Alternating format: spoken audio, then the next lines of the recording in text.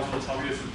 好，所以我们问第一个，代数数在加法、普通的加法跟乘法、复数的加法、乘法之下，是不是底？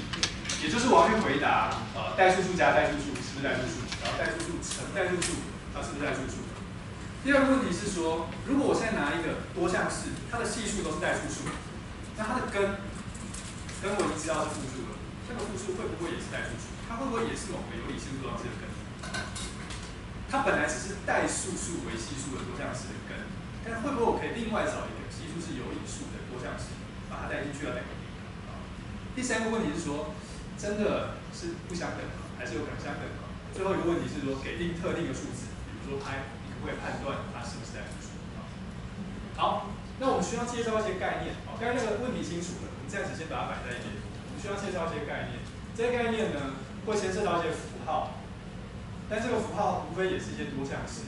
那等一下我们在讲的过程里面，你会看到很多文字的叙述，所以如果你的眼睛跟阅读速度没有办法跟上它的话，没有关系，我会在黑板上也做一些说明啊。不过如果你真的没跟上，又说明你也没听懂，第一个打断我，好吧？我会把它再讲得更仔细一些。好，我会引进一个概念叫对称多项式。先问大家一下，多项式知道吗？学过嘛？一年级就学过多项式，对不对？什么 x 自己乘好几次，然后乘一些系数加起来，这样叫多项式。那有单变数的多项式，可不可以有两个变数的多项式啊？可以嘛？比如说 x 跟 y， 我可以拿 x 自己乘好几次啊 ，y 也乘好几次，然后再把这些人互相乘来乘去，然后再乘系数加在一起，这样就叫做两变数的多项式，可以吗？同样的道理，你可以有三变数的、四变数的、五变数的。好，无非就是把变数做一些乘跟加，然后乘系数啊，做这些操作。那什么叫做对称多项式？好，我们来介绍这个概念。好，现在我们假设有一个 n 变数的多项式，好，不要被这个符号吓到了，就想象有三变数好 x y z， 然后它是把 x y z 乱乘乱加乘系数好加在一起。这个时候呢 ，n 变数的多项式，我们说它叫做一个对称的多项式，意思是说，如果你把1到 n 随便排列，重新排列，排列的结果还是一样。比方说有一个三变数多项式，变数是 x、y 跟 z。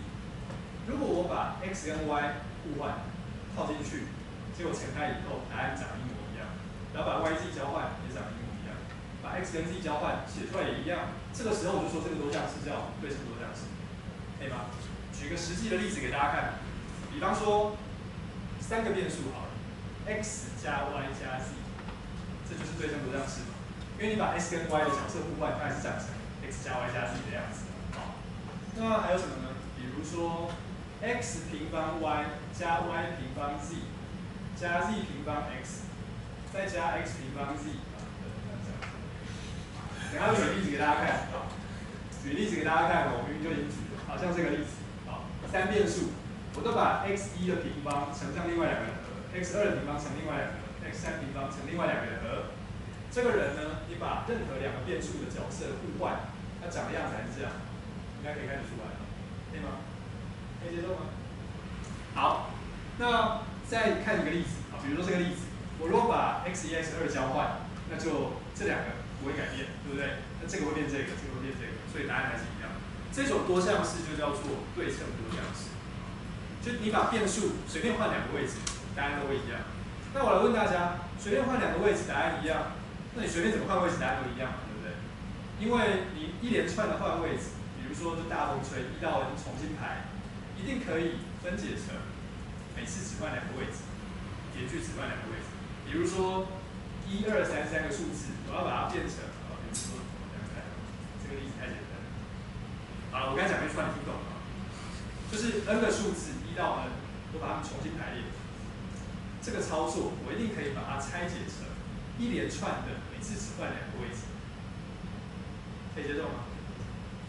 很容易看，为什么？比如说1到 n 重新排嘛，你就先看1变到谁，比如说1变到5，那我就先考虑第一个操作是1跟5互换，其他不动。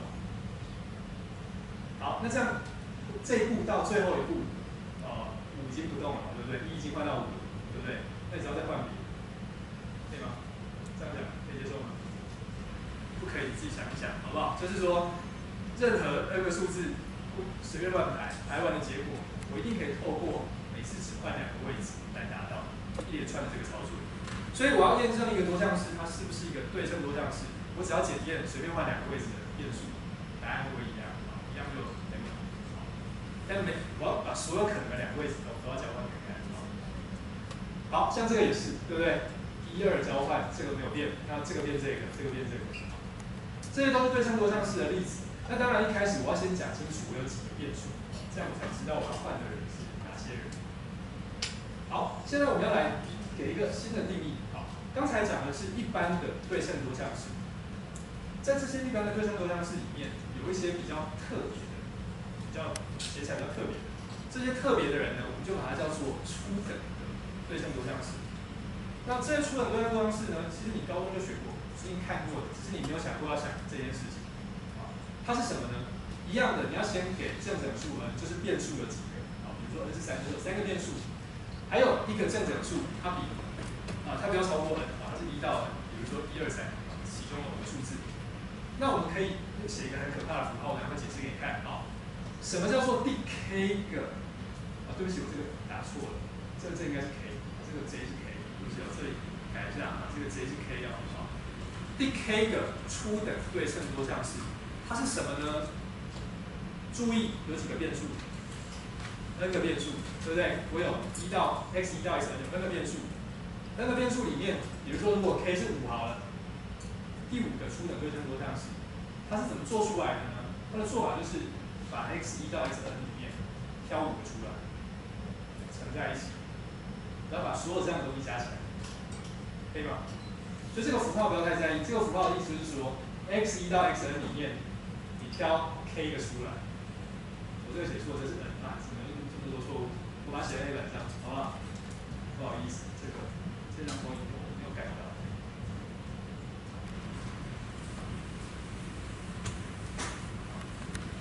我写一个例子，你就会清楚。比如说呢 ，n-4 好了，那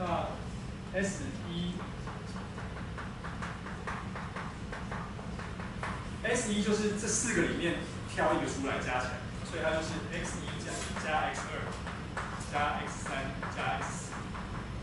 那 S2 呢，就是挑2个出来。请问你4个东西挑2个是这种挑法？是有什么？对不对？你们学过排列组合就 C4 取2，所以它的答案是 x1 x2 加 x1 x3 加 x1 x4。再加 x2 x3 x2 x4， 再加 x3 x4， 对吗？好，所以这个就是这样。那同样的道理 ，S3 呢，它就是任挑3个出来乘，再加在一起，所以就是 x1 x2 x3 加上 x1 x2 x4， 再加上 x1 x3 x4， 再加上 x2 x3 x4， 对吗？就这样。那最后一个 S4， 就是谁呢？就4个乘在一起，对不对？这样应该清楚了吧？好，就是你有 n 个变数，你就可以做出 n 个初等对称多项式。你的做法就是第 k 个是谁？这 n 个变数里面任挑 k 个出来乘，再把它们加在一起。可以吗？那只是我们数学上会喜欢把它写得啰里吧嗦的这样啊，也没有这样比较精简啊，比那样写要简单一点。好，注意哦，这个地方是 n， 然后这个地方是 k， 我写错了。好，我们把这个家伙称作第 k 个 n 变数的初等对称多项式。好，所以先确定有几个变数，然后再确定要任挑 k 个出来乘，再加起来，啊，叫初等对称多项式。比如说，怎么写？看为什么要写呢？我自己写出来的。好，就在这里啊，1、2、3、4，4个，好，可以吗？就这样。好，所以这些人他比较特别，他就是你给了变数之后，我一定可以这样做，而且我知道他们是对称多项式。所以你随便换2个位置，那就某2项会可能某一项会不变，或是其他项会交换的东西。好，现在呢，想一下刚才这些初等对称多项式跟你以前学过的什么东西有关？跟你以前学过的一个东西有关哦，叫做根与系数关系。有学过根与系数关系吗？有学过吗？就是说有个多项式，假设它有3个根好了， ABC， 那它的系数，常数项的系数就是 ABC 可能有个正负号，对不对？3个就是负号。然后一次项的系数是 AB 加 BC 加 CA， 对不对？然后二次项的系数就是负的 A 加 B 加 C， 对吧？你有没有发现我刚才讲的那个 AB 加 BC 加 CA 还有 A 加 B 加 C， 刚好是3变数的初等对称多项式，对吧？所以一般来说，假设我有一个多项式，它有 n 个根，这个 n 个根呢，我就把它叫做 x1 到 xn 好了。好，那这个多项式就是这一根乘起来，可能有个系数好一些。你把这个东西乘开，整个展开，对 x 做降幂排列，好，展开之后，请问你常数项是谁？常数项就是负 x1 乘负 x2 乘到负 xn 嘛，对不对？因为你把这些括号展开的时候，就是每个括号里面要选一个人出来乘嘛。所以如果你每一个括号都选常数，那就是负 x1 乘到负 xn 啊，那不就是负1的 n 次方乘上 x1 乘到 xn 吗？那就是 Sn 嘛，刚才写的 Sn。Sn 就是第 n 个初等对称多项式，对不对？第 n 个初等对称多项式是什么？就是把它们全部乘在一起。好，那一次项的系数呢？一次项的系数是大部分的括号都选 x， 只有一个括号选负 xi， 对不对？所以一次项的系数是多少？就是负 x1， 对不起，我讲错了。一次项的系数是只有一个括号要选 x， 其他项要选负 xi， 所以它是什么？它是负1的 n 次方，然后你要任选 n 个里面任选 n 减1个出来乘那个 xi 出来乘，那任选 n 减1个出来乘，就刚好是第 n 减1个初等对称多项式嘛，对不对？所以 n 减 j 次方的项，好 x 你要有 n 减这一个，那表示其他的括号，这个括号要选负 x 什么东西出来乘，所以会有一个负1的 j 次方，然后把那这个东西乘在一起加起来，就刚好是第 j 个初等对称多项式啊。所以初等对称多项式就是你以前学过的根据系数关系，它只不过是在讲，假设你有一个多项式啊，首项系数是1，它的根呢叫做 x1 到 xn， 这个时候它的系数就分别是负的第一个初等对称多项式加正的第二个初等对称多项式啊，乘上 x 的第三高的次方，再来是负 s3当做系数，然后 s4当系数，负 s5当系数，可以吗？这样可以接受吗？这件事情很重要，等一下我会不断的使用啊，所以请大家务必先记着，就是根与系数关系刚好就是这些初等对称多项式，这些系数就是根的初等对称多项式，再配一个正负号，只差一个正负号，可以吗？好，那我们要讲一个重要的定理，这个重要定理叫做对称多项式的基本定理。他在说什么呢？他说，假设你有一个对称多项式，随便一个对称多项式，随便。我们假设它的系数是有理数或是整数，好，假设，这是为了方便，可以更明白啊。只要你了解这个道理的话，这个可以改成别的，没关系啊。我都可以把它写成这 n 个初等对称多项式的多项式，可以吗？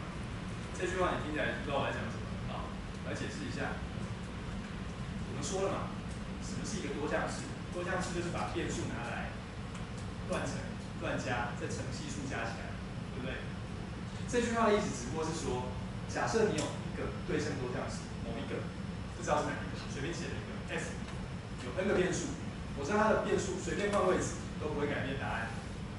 这个时候呢，我一定可以把它写成这 n 个初等对称多项式乱乘、乱加再乘系数的组，就只这样而已，可以吗？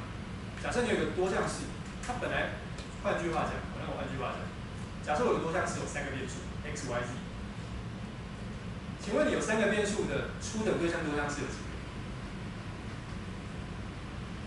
初等对称多项式3变数，3个嘛 ，s1、s2、s3嘛。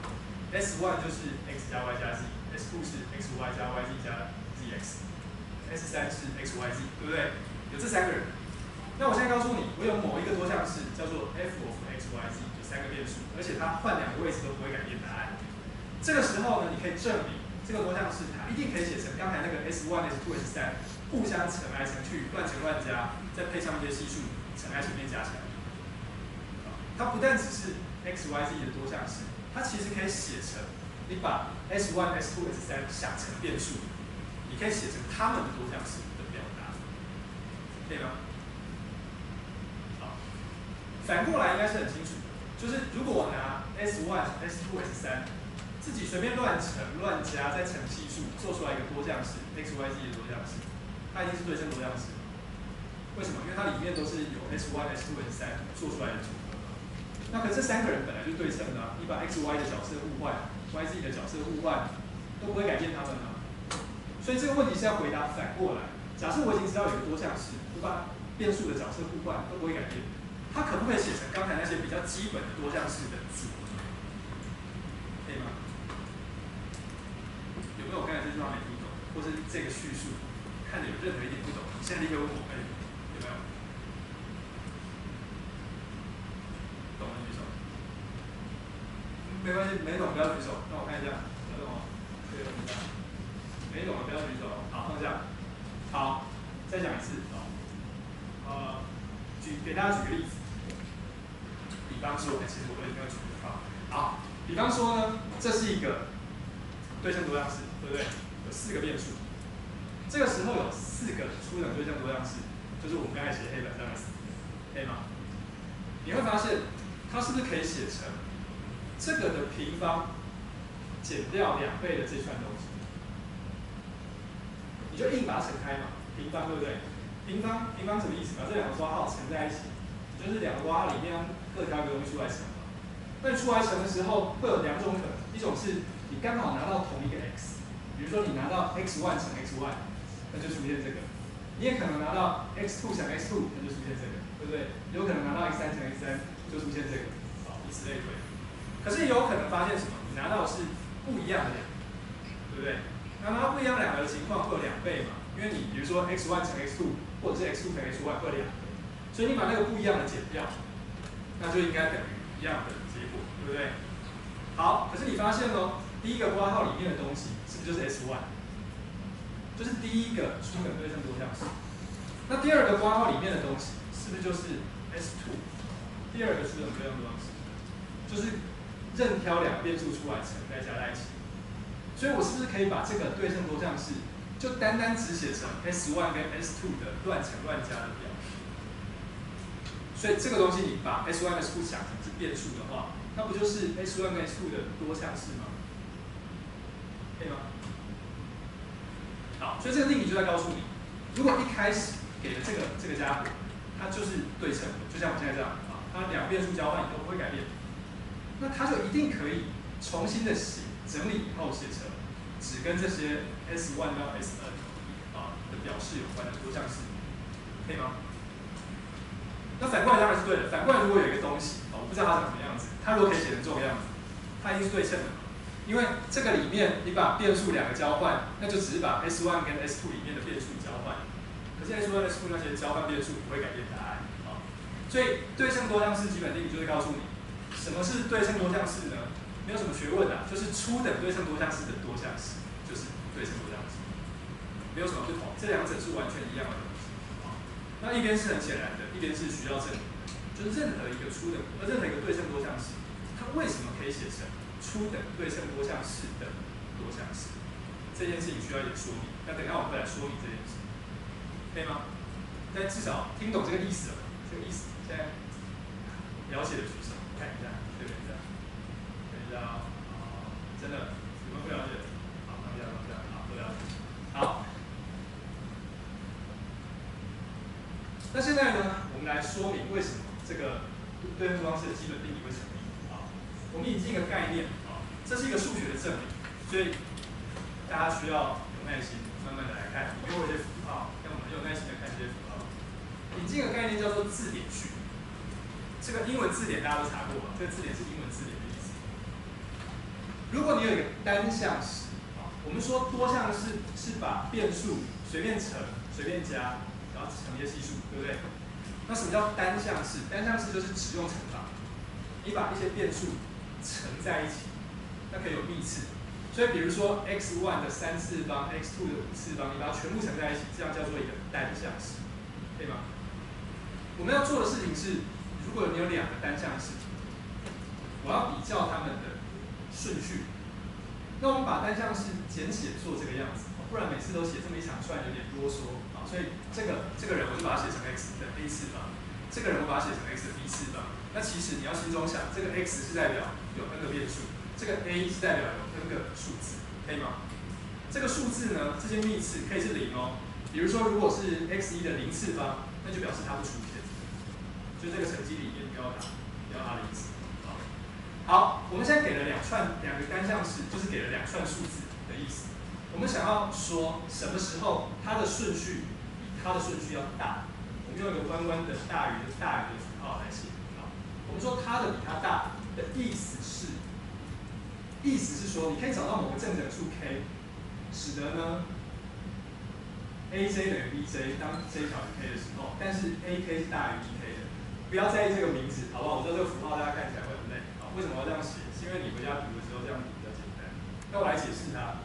它解释很简单，他说你要比较 A1 跟 B1 比较一不一样，一直比。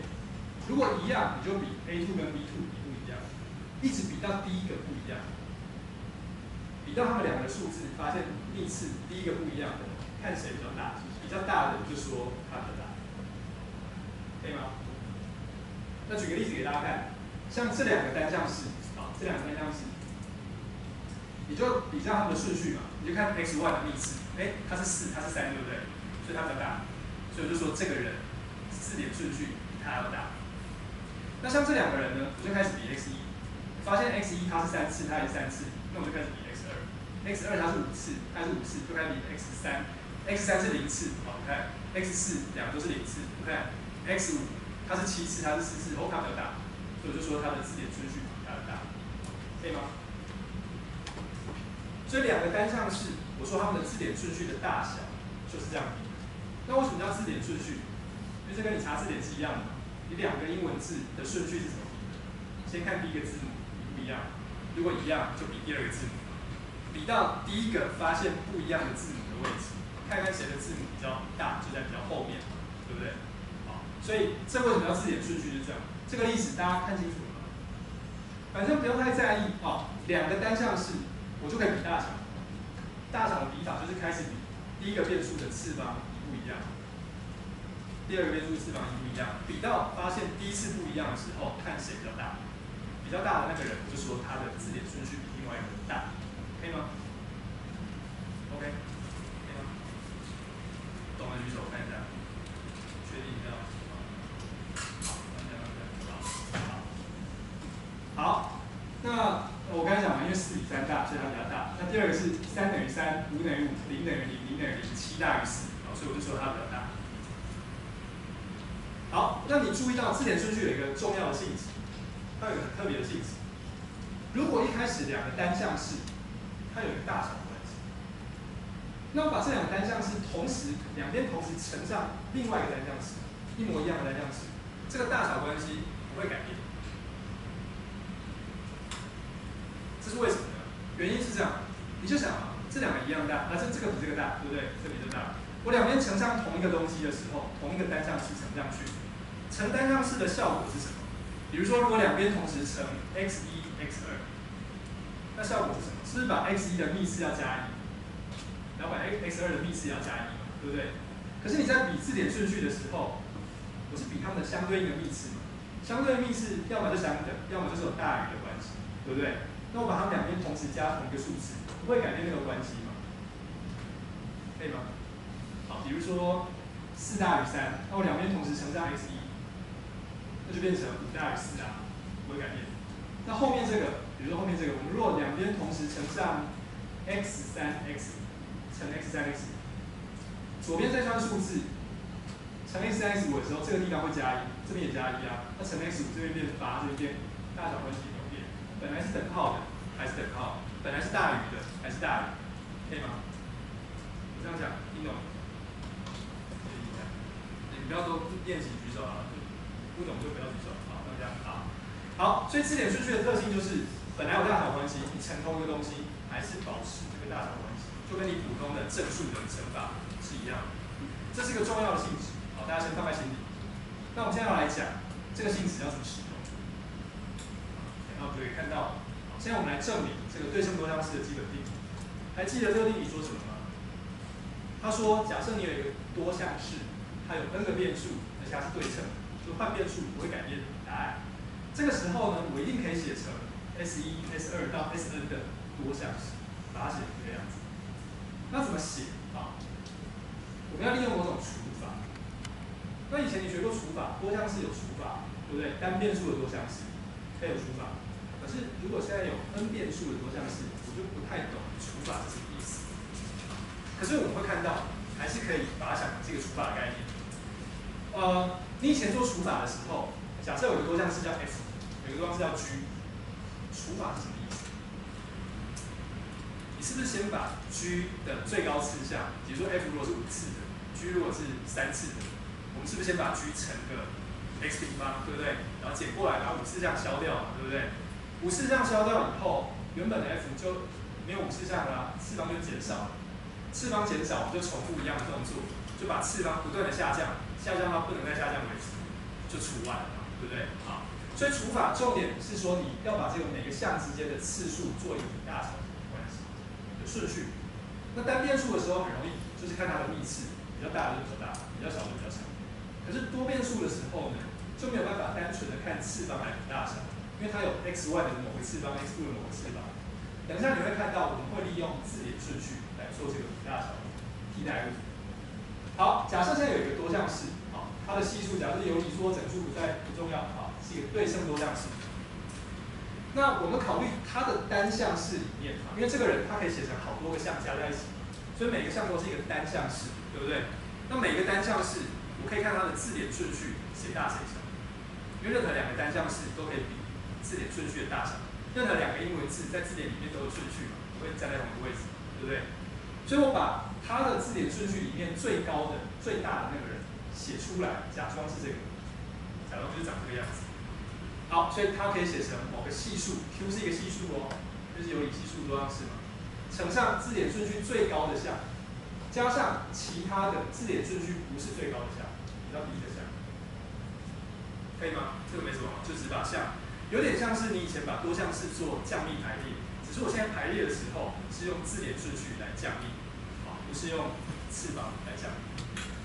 好，这个时候呢，你会发现一件事情，如果你拿的是初等对称多项式，你把它们做这些组合，前面的这些幂次就是刚好这边的这些幂次，它的你把它全部乘开，乘开以后，它的单项式里面，你也可以去问谁的字典顺序最大。你会发现它的最大的字典顺序也是这个人。我来给大家说明一下，我知道看到这个地方你已经觉得很困难，那我来给你说明一下。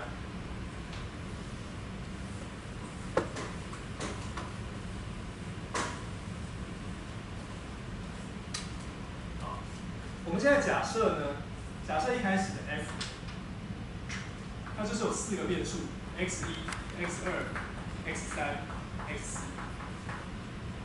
那我假装它写出来的时候，字典顺序最高的项的系数叫 q， q 是一个数字，然后它乘上 x1 的7次方 ，x2 的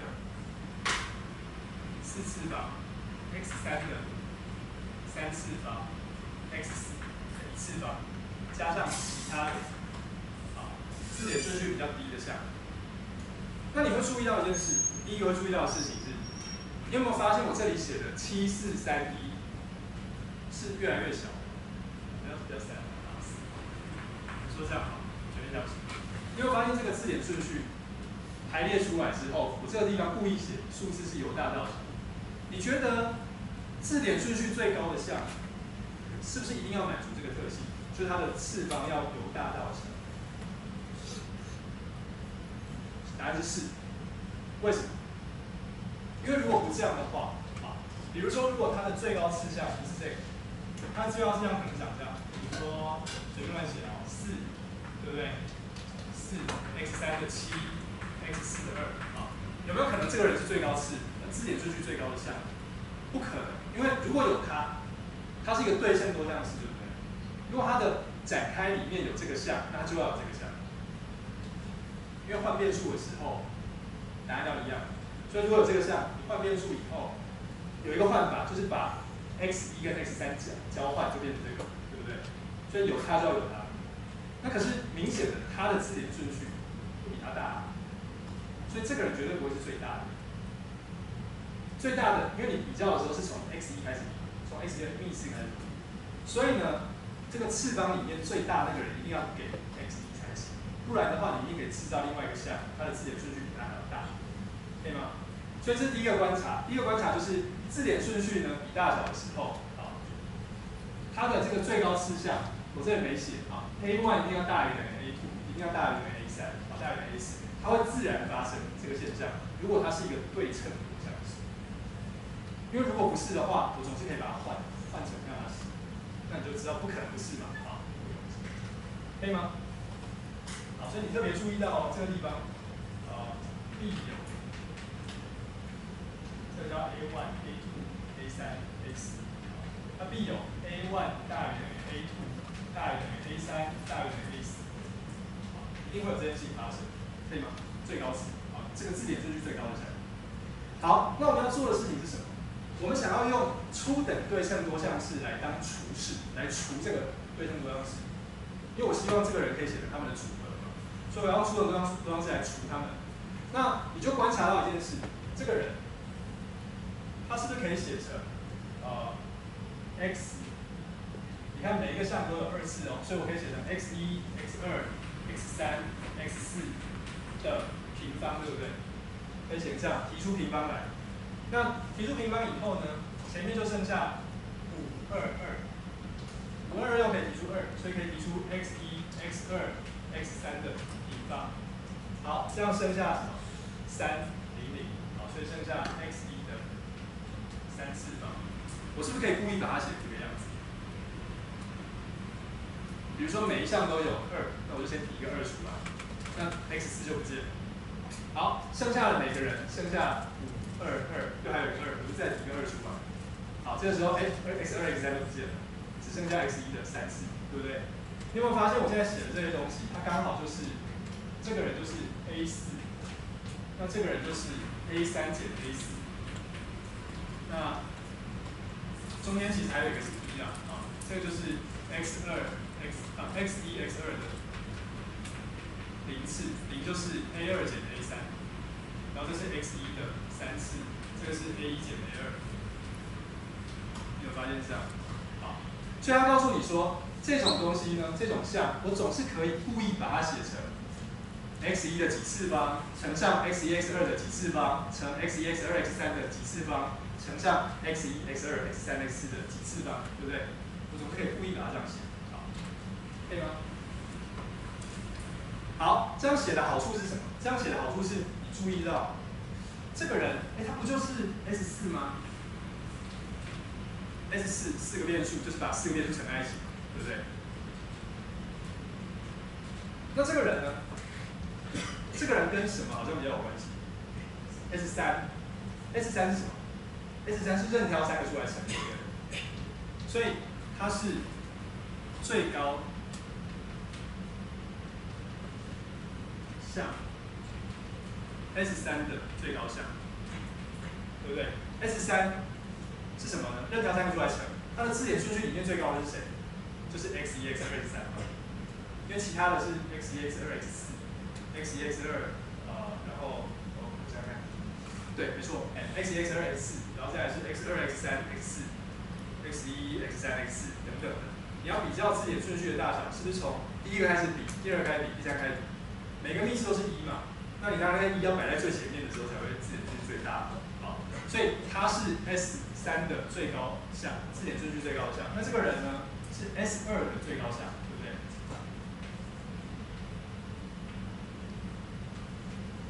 那这个人呢，是 S1的，对不对？S1的最高项。就不行了。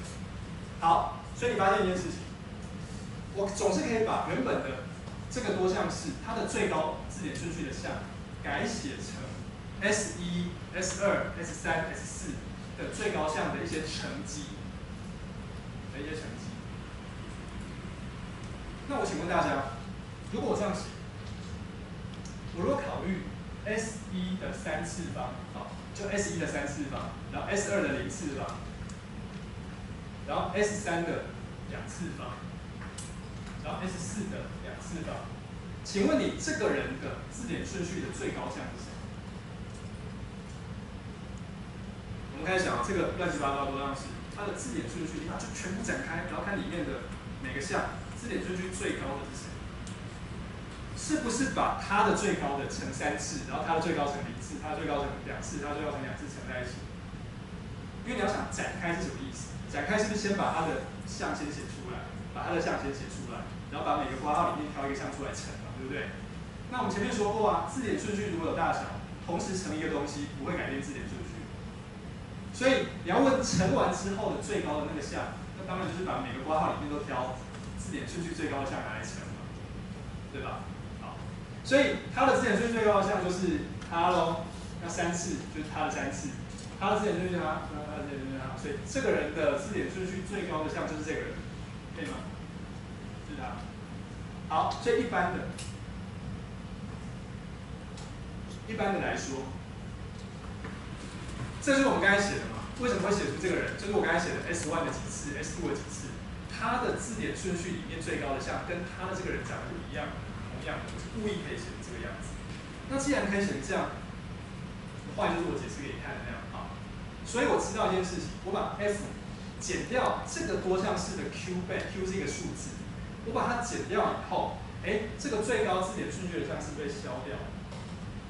因为它有 Qx 的 A 次方，那后面这段最高字典顺序的项也是 x A 次方，同时乘一个 Q 就变 Q 的 x A 次方，减掉以后，这个项不就消掉了吗？这两个人的这个项就消掉了。减完之后呢，请问你这个人，他是不是一个对称多项式 ？F 是哦 ，F 是一个对称多项式 ，F 里面的变数交换的时候不会改变答案。那 S 是不是对称多项式？是。所以 S 里面的变数怎么交换也不会改变答案。那它们两个相减，当然变数交换的时候也不会改变答案嘛。两个对称方式拿来加减都不会改变顺序，以后都还是一样，对不对？所以我现在写出来这个新的东西，这个减完的这个东西，它仍旧是一个对称多项式哦。可是你有没有发现，新的这个东西，请问你它的项，它那些单项式里面的字典顺序，是不是比原本的小？因为原本它的最高项是这个人，它的最高项是这个人，我故意减掉之后，最高项就被减掉了，所以次方就下降了，对不对？这个次方下降的意思就是说，它的字典顺序最高的项会比这个还要小，字典顺序比较小，可以吗？这样可以接受吗？好，懂的举手，确认一下。好，不懂就不要举哦，我要确认是真的懂。好，所以你看它的字典顺序是不是下降了，对不对？那我就重复这个动作嘛，因为它还是一个对称多项式，我就把它当做 F， 再做刚才这个操作，再做一次。那字典顺序又下降，一直下降。请问你字典顺序可以无限制的下降吗？不可以嘛，因为你字典中有第一个字嘛，对不对？你下降到第一个字就因为前面没字了，下降到不能再下降，得到一个常数，可以吗？所以呢，你每次都是减掉一个 S 的乘积哦，然后乘一个数字哦，减到最后每次都减一个这种东西，减到最后变常数。那请问你 F 是不是这些 S 的多项式？是嘛？就再把它加回来就好了，对不对 ？F 减掉一个这种东西哦，会得到某个东西，那个东西又再减一个这种的东西，字典顺序就下降了，减到某一次之后变常数。那 F 是不是可以反过来把这些东西加回去？所以它就是一些 S 的乘积，再乘一些系数的组合，对不对？可以吗？这样可以吗？好，而且在过程里面，你还发现一件事，原本的系数在 Q， 对不对？所以我减的时候也是乘同一个 Q 嘛。所以如果我的 Q 是整数，那我减的时候也是乘一个整数。Q 如果是一个有理数，我减的时候也是乘一个有理数。所以呢，一开始的 F 如果是一个有理数系数多项式，那我写成 S 的多项式的时候，我用的系数也是有理数。如果一开始是整系数多项式，那我写成 S 的多项式的时候，我用的系数也是整数，可以吗？好，所以这是一个要注意的小的重点，可以吗？所以我已经证完这个定理了，好，而且它的字典顺序还是比较低，好，所以就会有些步可以把它做完，这样可以吗？好，这是一个实作方法，就是说，如果你真的拿到一个对称多项式，你可以写一个电脑程式，叫它这样把它写成 S1、S2 到 Sn 的多项式。你的方法就是先把字典顺序最高的项找出来，然后把它分解成那些东西的乘积，然后找到相对应的 S 的成绩，然后把它减掉，把系数乘上去减掉，自点顺就下降了，然后多项式就开始，这个电脑程序就开始就再跑一次这个回圈啊，就再下降，一直降到不能再降为止就做完了。那其实这个定理呢，有另外一个证明的方式，就是它不会出现这个实际的做法。你有另外一个方法可以看它。不过我们现在比较想要用这个实际的做法讲给大家看。好，那我们刚才讲的是对称多项式，对称多项式是不是把变数交换以后，答案不会改变，叫对称多项式？我们也可以考虑一种多项式，叫做分批的对称多项式。举个例子来说，如果我有一个5个变数的多项式。那我们说它分批对称，意思是，例如啦，啊，你固定 U 跟 B 的时候，它对 X、Y、Z 是对称的。就是如果你把 X、Y、Z 3个人随便换位置，答案不会变。然后呢，这个时候呢，我们就可以把它表示成它跟它还有 UV 的多项式，就做跟刚才一模一样的事情，因为它对 X、Y、Z 是对称的，所以我就把刚才的操作全部再重新做一次。我就把所有它的项、它的单项里面对 x、y、z 来看的字典顺序的最大的那个人找出来，然后用刚才的做法把那个对称方式写出来以后，乘上一些有 u 跟 b 的东西，把它减掉。那减掉之后呢，它就可以被写成这3个人跟 u 跟 b 的多项式，可以吗？那如果你学习更多的意思，就是说你把 u 跟 b 当做常数的意思。你把 u 跟 b 就当做数字，所以它对 x、y、z 是对称的，我是不是可以写成它们3个的多项式？可是这个时候 u v 要想的是系数的一部分，所以系数里面有一些 u 跟 b。那如果呢，这个就再走一次刚才的证明，好，然后把它看一次，这句话应该可以听懂吧？就是我们刚才考虑的是没有 u 跟 b， 好，我现在只是告诉你一开始我的多项式，如果还有多的变数，可是我的对称是只有对其中某一些变数是对称的。那我就可以只对这几个变数来做刚才的证明，做完的结果会得到一些它们的对称多项式的多项式，可是系数里面会牵涉到其他的变数，可以吗？就只这样而已。好，那你产生的系数仍旧是 u 跟 v 的多项式。如果说你不但对 x、y、z 是对称，你对 u、v 这2个人也是对称的，也就是说你换 u 跟换 v， 答案会一样，做出来结果会一样。那么你还是可以把它也写成 u 跟 v 的对称多项式的初等对称多项式的写法，所以它可以被进一步的写成这2个初等对称多项式跟这3个初等对称多项式的多项式，可以吗？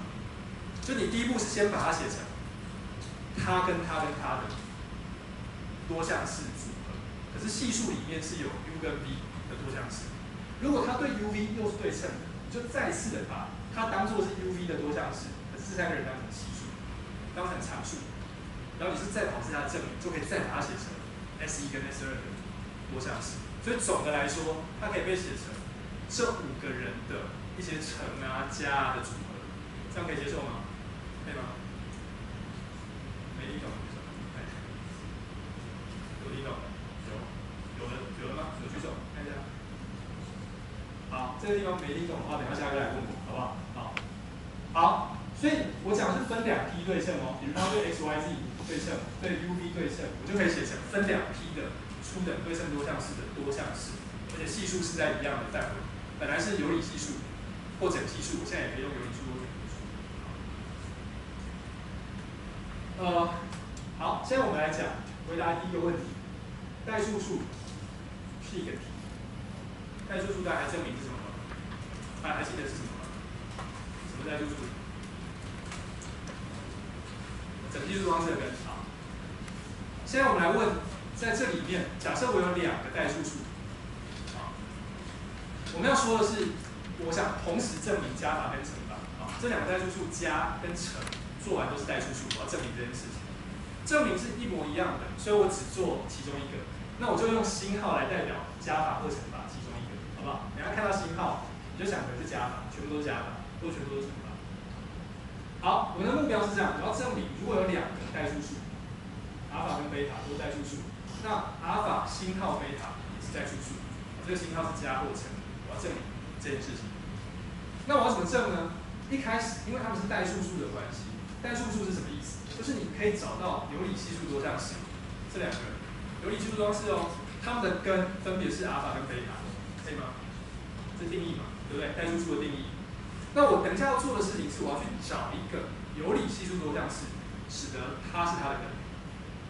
我的目的最后要做到这件事情。怎么做呢？我们不妨假设 f 跟 g 的首项系数是1啦，因为反正你要有理系数多项式嘛，所以首项如果不是1，它是一个有理数啊，就把它除掉就好。好，还是会满足这个条件。好，所以我们暂时假设 f 跟 g 的首项系数是1，这只是为了方便，可以吗？好，那我们就分别把阿尔法跟贝塔暂时写成第一个根，啊，加个1表示是第一个根。然后我们可以把 f 跟 g 在复数里面分解因式 ，f 就可以写成有 m 个根，对不对 ？g 可以写成有 n 个根。那它的第一个根分别是阿尔法跟贝塔，这样可以接受吗？我这个还没有做任何事情，这只是说，因为它们两个是代数数啦，所以我可以找到两个有理系数多项式。那假设首项系数是1，那我把完全分解，之后，这个根就是阿尔法，这个根就是贝塔。可是还有一些其他的根哦，有其他的根，可以吗？那重点是乘开以后，全部乘开以后，系数是有理数，可以吗？一开始我的 f 跟 g 有理系数，所以这些阿尔法虽然是某一些乱七八糟的复数，可是当我乘开的时候，系数是有理数，这件事情要记在心里，可以吗？好，接下来我要怎么做？我们的目标是要找到一个以阿尔法星号贝塔为根的多项式，对不对？所以怎么做呢？我们就把所有长这种样子的东西乘在一起。如果这里有 m 个，这里有 n 个，请问这种样子的东西有几个？假设这里有5个，这里有10个，50个嘛，对不对？你挑前面随便挑一个 α i， 后面随便挑一个贝塔 j， 全部有 m 乘 n 个这么多，对不对？我们就故意把所有这种可能，比如说如果星号是加法，我就考虑阿尔法1加阿尔法，加贝塔1，阿尔法1加贝塔2，所有可能的加全部找出来，然后全部用 x 去减它，我把这些东西全部乘在一起，得到一个多项式，这样可以接受吗？我把这个多项式叫做 h。那我请问大家，阿尔法星号贝塔是不是它的根？是不是 h 的根？是嘛？因为当 i 是1，j 是1的时候，就是阿尔法贝塔的情况，对不对？所以阿尔法加贝塔或阿尔法乘贝塔就是它的一个根哦。那如果它的系数是有理数，就做完了，对不对？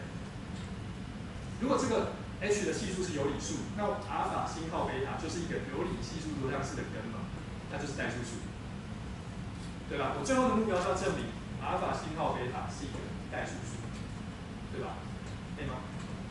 那如果我找的这个，我现在找这个是骗人的，因为我就是把我希望的那个根加进去嘛。因为显然它有这个因子的话，阿尔法星号贝塔应该是它的根嘛。可是我的问题是说，它会不会是有理系数的？好，所以我的目标是要说它是有理系数的。那我们来想一下它的系数，它的系数长什么样子？h 是很多这种东西的乘积，对不对？有阿尔法1加贝塔1，阿尔法1加贝塔2，阿尔法等等所有可能的东西乘积，你把它全部乘开，然后看 x 的系数，每个 x 的系数长什么样子？是不是一大堆这种东西乘在一起，然后加在一起？有一大堆哦，一大堆阿尔法跟贝塔星号的乘积跟加法的组合，对不对？请问你这个组合，如果你把其中2个阿尔法换位置，答案就没有变，因为你拿的是全部的，全部拿来乱乘乱加嘛，所以你把某2个阿尔法，阿尔法1、阿尔法2换位置，答案是不会变的。一样的，把贝塔1、贝塔2换位置，答案也是不会变的。所以呢，你把这些乘积展开的时候，每个 x 的幂次的系数都是一些阿尔法跟贝塔的多项式，而且它对阿尔法这对阿尔法是对称的，对这对贝塔是对称的，可以吗？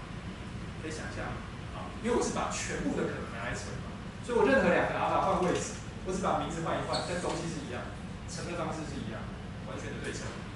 好，那你来想一下哦，如果这个乘开以后 ，x 的系数是阿尔法跟贝塔的对称分批对称多项式，按照我们刚才的讲法，这个多项式是不是可以写成阿尔法的初等对称多项式跟贝塔的初等对称多项式的多项式的组合，对不对？可以吗？这句话还听懂吗？就是这个东西的系数它们每个系数呢都是对阿尔法还有对贝塔的分批对称多项式。那这些系数就可以写成这些人还有这些人的组合嘛，对不对？啊，这个是有理系数，我写错了，有理系数。好，讲了这么多，只是告诉你，这个 h 的系数其实是把这种样子的东西拿来乘在一起、加在一起，再乘一些有理数的组合。可是回来问大家一个问题：这些数字跟阿尔法的关系是什么？它不就是以阿尔法为根的多项式的系数嘛，加个正负号嘛？前面学过根与系数关系嘛？所以这些人其实是什么？这些人其实是它的系数加上一些正负号。那这些人呢？其实是它的系数加上一些正负号，可是，一开始这两个人的系数是有理数，所以其实这些 sk、阿尔法跟 s 有贝塔全部都是有理数，它们其实全部都是有理数。那它们全部乘在一起，再配一些有理数，再加在一起，是不是还是有理数？还是有理数，所以我知道 h 是一个有理系数多项式，然后 h 带阿尔法星号贝塔是零，所以阿尔法星号贝塔是一个代数。可以吗？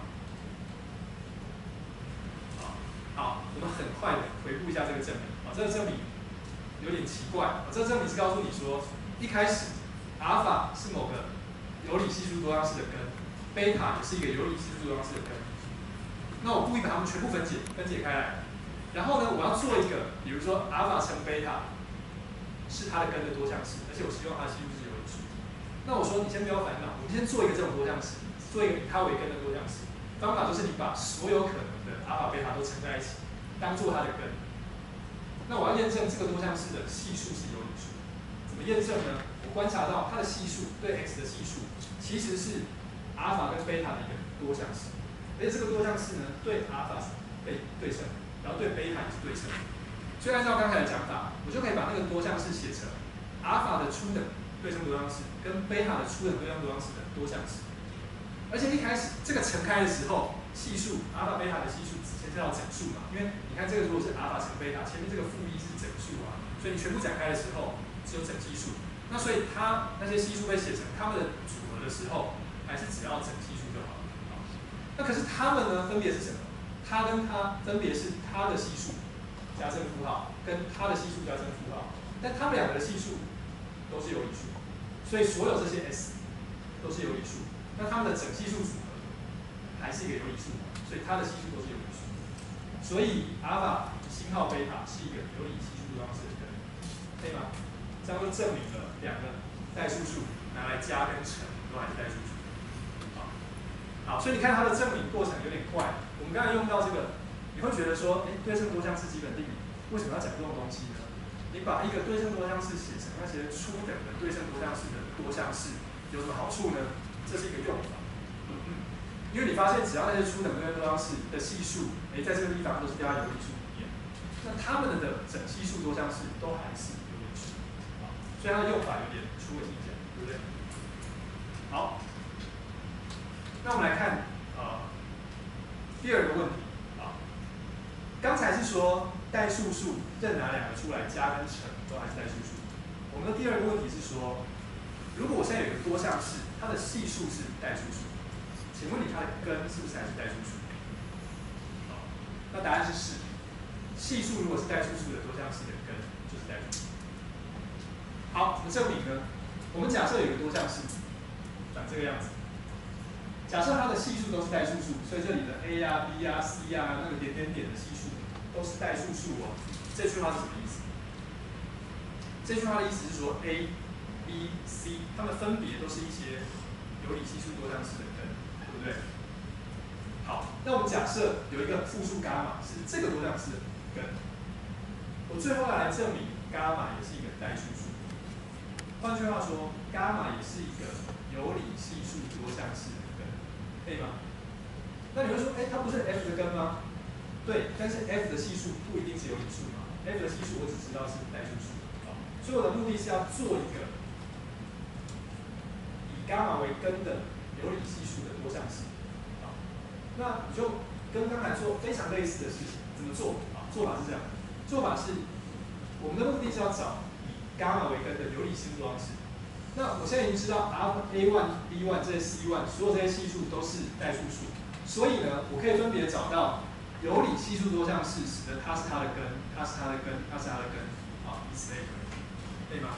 我可以找到这些 A 是有理系数多项式，就做跟刚才非常类似的事，你把这些 A 啊因式分解。那我们假设它们的首项系数是1啊，因为我们知道只要满足这个式子，我把首项系数除掉没有影响。我把它们因式分解之后 ，A 就写成有一个根是 A1 哦，是这个 A1，那其他还有一些别的根 ，B 也是。B 也可以写成有一个根叫 B1 啊，那其他的别的根还有 C， 那中间点点点也有，所以我写的还有很多点点点，然后就不行。接下来你要做的事情是什么？跟刚才非常的类似，你有一个 F 长这个样子，我现在要做的事就是随便挑一个 AI、B、BJ、CK， 把它们乘啊，我随便拿 AI 乘 xn 次方，随便拿一个 BJ x 加 CK， 这点点点随便拿。这个 AI 就是跟 A1 相伴的那些人，他们是同一个有理系数多项式的根，我就随便挑一个，每一个位置我都挑一个跟刚才系数相伴一个多项式的根，有理系数多项式的根，我就把它乘开来得到一个多项式。好，这个多项式就像是由它变化出来的。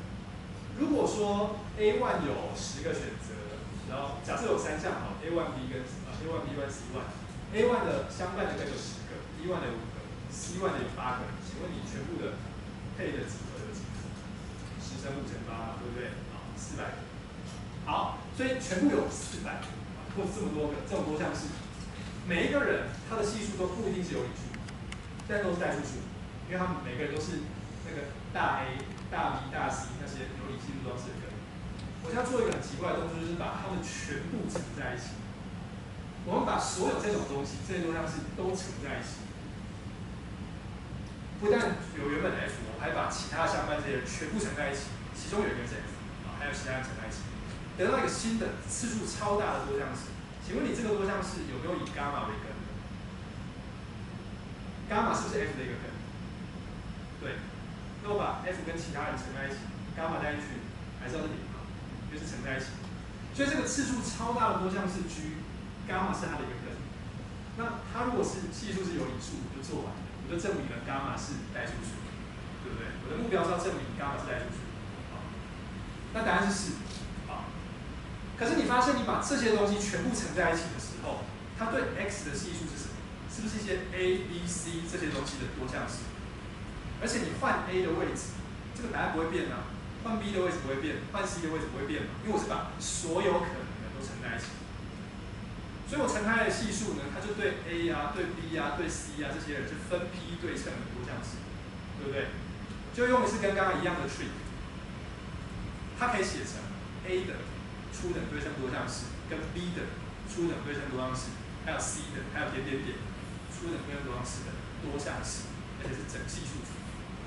可是什么是 A 的初等对称多项式呢？就是大 A 的系数嘛，那大 A 是有理系数多项式。所以那些 A 的初等多项多项式也是个有理数 ，B 的呢也是个有理数 ，C 的也是有理数。所以你是把一大堆有理数的拿出来乱乘乱加，再乘一些整系数加起来，还是一个有理数。所以最后这些，这个回自己看好不好？好，这个 G 呢，这个多项式是一个有理系数多项式，然后伽马是它的根，所以伽马是个代数数。好，所以我们的出发点是伽马是某个系数是代数数的多项式的根。可是我最后证明了，其实它也是一个整系数多项式的根，所以只要是系数是代数数的多项式的根，都会是代数数。所以代数数是一个体，而且是代数统一，就像复数那样，可以吗？好，不好意思，我今天可能要再超出个10分钟，10分钟内一定可以结束啊，因为还有一个问题没有回答，那个问题比较容易讲，我把它回答。到目前为止，大家有没有什么想问的问题？我们刚才证明的事情是什么？有这个代数数是一个体，代数数拿来加跟乘都还是代数数，而且我们还证明了以代数数为系数的多项式的根也还是代数数，它都还是一个整系数多项式。好，第三个问题是什么呢？我们刚才一开始第三个问题是说，是不是真的有超越数？就是会不会代数数就是复数全体？那我们要说，一定会有超越数。如果我们以后证明了派是超越数，那当然就回答这个问题。但是我们今天想要用一个不一样的看法来回答这个问题，就是是不是有超越数？这里有一些练习啊，这个练习我很快的讲一下啊，大家自己回去把它看一看啊。事实上，所有的可使数都是代数数，你可以证明。然后呢，过程是因为每一步都是用可使点、可使线、可使圆做出来的东西。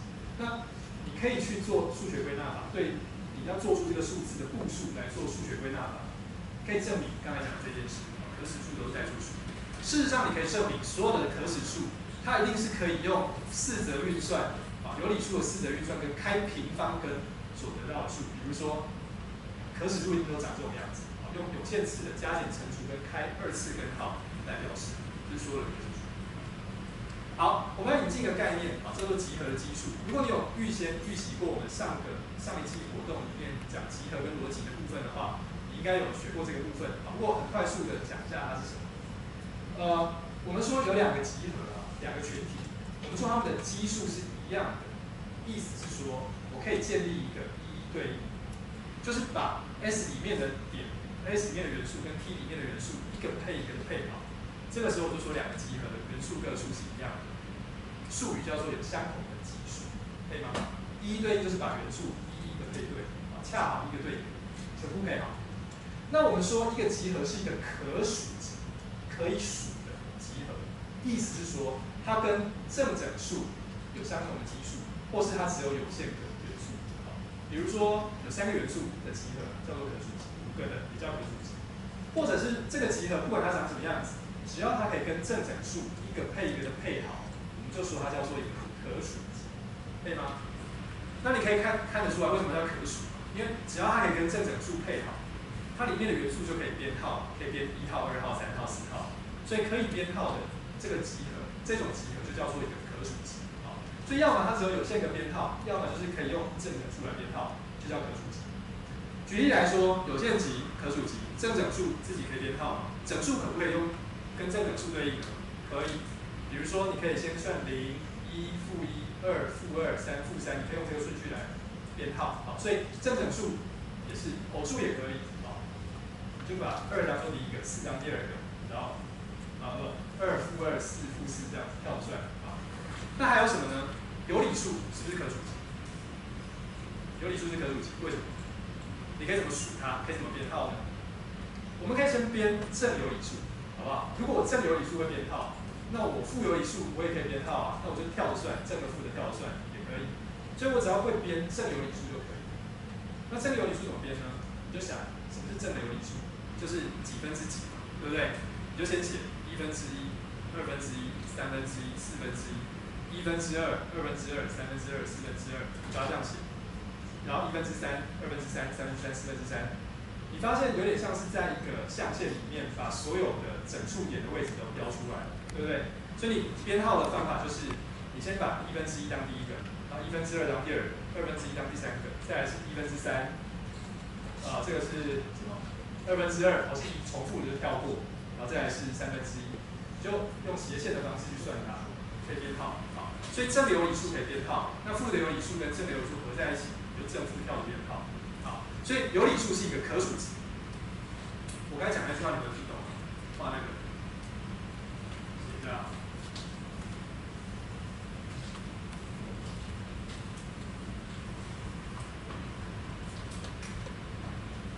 好，1/1，好，2/1、3/1、4/1。这个是1/2、2/2、3/2、4/2，然后再来是1/3、2/3、3/3、4/3。好，点点点。这下面都还有点点点。好，这就是所有的正有理数有重复，比如说这两个都是相等，对不对？还有很多别的重复，比如说4/2就是1/2，很多重复的。但是呢，我要怎么编号呢？我就把它当第1号，这个人1号，然后这个人是第2号，然后再来第3号。然后再来这个是第4号，好，然后再来这个重复了，怎么看？然后这个是第5号，好，然后再来这是第6号，然后就斜的对角线这样算，这第7号、第8、第9，然后再来算它，就用斜线这样算，然后只要遇到重复的我就跳过，可以吗？所以这样一来，我就可以把所有的正有理数都编号，对不对？好，所以正有理数是一个可数集。那负有理数跟零配在一起，你还是可以嘛？就零先算，然后正有理数已经编号了，第一个、第二个、第三个，就先看它第一个，然后负的第一个，正的第二个，负的第二个。好，后来我刚才解释了，来，我们来看代数数是不是可除？代数数可以编号吗？好，代数数是什么？还记得吗？是不是整系数多项式的根的全体，对不对？好，我们来问一个问题哦，整数我知道是可以编号的，对吧？那请问你所有的整系数多项式可不可以编号？可不可以对应到整数？怎么对？你要开始编嘛，对不对？你开始想，那我先问简单一点的问题：一次多项式，一次整系数多项式可不可以编号？可以嘛？因为一次多项式是有一次项跟常数项，对不对？你要给两个整数，那我整数已经编号了，就像刚才这样，第一个整数可以有1、2、3、4、5、6等等，第二个整数有1、2、3、4、5、6嘛，对不对？所以我要给两个整数的话，我可以编号。这个我刚才讲这句话有没有听懂？整系数多项式一次的可以编号，这句话听懂吗？因为它就相当于是看平面上的所有的格子点，整数做了解，平面上的。所以我可以怎么算？我可以从0，然后螺旋状的这样子一直往外转出去都可以，或是把每个象限分别编号完再跳算。那2次整系数多项式的，这样相当于是要给3个整数嘛，对不对？所以给3个整数这种组合，是不是可以编号？可以。留给大家做一个练习，这很简单。好，就像刚才平面的一样，因为你平面的已经可以编号了嘛，你3个就可以想成是平面的再多一个整数，所以这边可以编号，这边可以编号，那你有一个方法可以去重新算它们编号怎么算。所以换句话说，任何一个次方以内的整系数多项式都可以编号哦。那请问你可以编号的东西，比如说一次整系数多项式，我可以编号1号多项式、2号多项式、第3号多项式，2次的也可以编1号、2号、第3号，3次也可以编1号、2号、第3号。那请问你所有的整系数多项式可不可以编号？可以吗？就先看一次的第1号，然后一次的第2号，再来看2次的第1号，然后再来看一次的第3号，2次的第2号，3次的第1号，就跟刚才这个方法一样，斜着算。所以你可以把所有的整系数多项式编号。我可以编第1号整系数多项式是谁，第2号是谁，第3号是谁，全部编完，全部的整系数多项式都被我算到。再来看它的根，对不对？因为它的根就是代数数嘛，所以第1号多项式一定会有若干个根，对不对？第2号多项式也会有若干个根，第3号多项式也有若干个根，都是有限个根。那请问这些根可不可以编号？可以嘛？就先把第一个人的根算完，再算第2个人的根，再算完，再算第3个人的根，再算完，我就可以算到第N个人的根，看他是第几号，看第几个被我算到的。所以所有的整系数多项式的根是可以编号的，因此代数数是可数集，这样可以接受吗？好，所以要说明代数数是可数集，过程大概是你要先去说明整数是可数集，再来去说明整系数的多项式是可数集，再来去说明整系数多项式的根是可数集。那当然就是第一个人的根可以编号，第二个可以编号，之类的。好，所以代数数是可数集。如果代数数是可数集，那我们可以问一个问题嘛？复数是可数集？好，因为我们的问题就是代数数在复数里面相不相等？因为如果相等的话，复数就会可数，对不对？那复数是不是可数集呢？有同学摇头说不是嘛？好，实际上呢，不但复数不是啊，实数也不是。你可以说你实数也不是。那这两个是互相可以推到对方的。如果复数是可数集，实数也可以证明是可数集。如果你复数会编号，那实数是一部分嘛，所以你要怎么编实数，你就看它本来编号，那它可能间隔会大一点，把它们缩开，就间隔变小。实数如果是可数的，那复数也是可数，对不对？因为复数就是两个实数决定的，有实部跟虚部。所以如果实部可以编号，虚部可以编号，就用刚才的方法可以把复数编号。所以我们要说的是，实数不是可数集。如果我可以说明实数不是可数集，那复数就不可以编号，它就不会是代数数嘛，因为代数数是可以编号的，对不对？好，所以呢，我要来说为什么实数不可以编号啊？那换个讲法，实数跟0、1区间，其实基数是一样的。这个符号应该看得懂吧？就是大于0小于1的实数圈，一个开线段。这个线段跟实数，其实它里面的点可以完完全全的配在一起，一个配一个配在一起。怎么配呢？举个例子给大家看，这这是实数线。我们在实数线上故意画一个半圆，然后把半圆的直径连起来。这个直径我们就想象成是这个线段，好吗？这个是0，这个是1，啊，然后这个线段长度是1，不包含端点。我现在要做一个操作，把这个线段上的每个点刚刚好跟实数线上的每个点一个配一个的对在一起，啊，所以怎么对呢？这样对，上面如果有一个蓝色的点，我就先把它垂直的画到半圆上面，是第一步。第二步，我把半圆的圆心找出来，然后画一条线连到刚才你对下这个点，它是跑到实数线上有一个点在这里，有个红点，对不对？我说我就把这个蓝点对到这个红点，这个对应是一个配一个刚刚好。为什么？你想象一下，你把这个蓝点往圆心的地方走，那这个绿点是不是就跑到越来越靠近中间的地方？所以它连下来的红点就会一直往中间跑，对不对？那如果你把蓝点一直往旁边这个黄色的不存在的端点走，这条线会变怎么样？越来越水平，对不对？越来越水平，所以它对应到红点就会越来越往无限远的地方跑去。而且不难看出，蓝点不一样的时候，红点对出来就会不一样。所以它是不是把这个线段跟实数线有一个配一个的对应的方式对在一起？对吗？好，所以我的目标是要证明实数上的点不可以编号。那我只要证明这个线段不可以编号就可以了，因为它们两个的点有一个配对的关系嘛。所以如果它可以编号，它就可以编号；那它可以编号，它就可以编号。好，所以我现在要来说明这个集合不是可数集，可以吗？就它里面的点是不能编号的，01区间里面的数，你不能够编第1号、第2号、第3号，编不了。你也可以说，我把1也加进来也没关系啊，因为多一个数字不会影响还是会编号。